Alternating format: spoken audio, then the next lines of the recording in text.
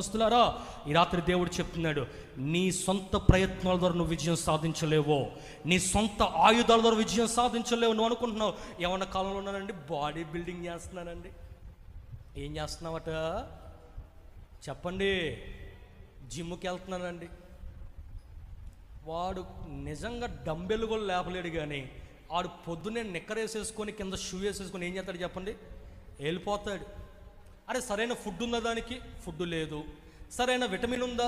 లేదు. సరైన protein powders ఏమైనా ఉన్నాయా? లేవు.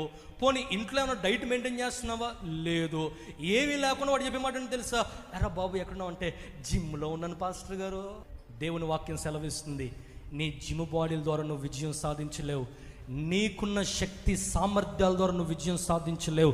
నీకున్న మెటీరియల్ పొసెషన్స్ ద్వారా నువ్వు విజయం సాధించలేవు. యెహోవా ఖడ్గము, గిద్యోను ఖడ్గము, ఇది నీ జీవితంలో విజయం ఇవ్వబోతుంది. రాత్రి ఈ ఉపవాస ప్రార్థనలో నువ్వు విజయం పొందుకోవాలంటే యెహోవా ఖడ్గాన్ని ఒక చేత పట్టుకో. ఓ గిద్యోను ఖడ్గము చేత పట్టుకో, దివిటీలు చేత పట్టుకో.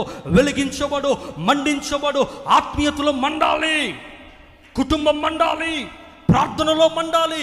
పైపే ప్రార్థనలు, పొడి పొడి ప్రార్థనలు, ఏమండి ఆయాసం వచ్చే ప్రార్థనలు కాదు, ఆత్మతో మండించబడే ప్రార్థనలు, అన్య భాషలతో నింపబడిన ప్రార్థనలు, ప్రవచనాలతో నింపబడిన ప్రార్థన. ఈ వెలిగించబడిన అనుభవం నీ జీవితంలో ఉంటే చాలు, ఎక్కడ అడుగు పెట్టినా నువ్వు విజయం సాధిస్తావు, విజయం సాధిస్తావు.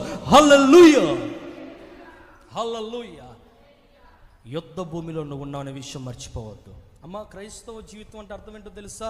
It is a battle ground. You are in a battle ground. నువ్వు ఒక యుద్ధ భూమిలో ఉన్నావు.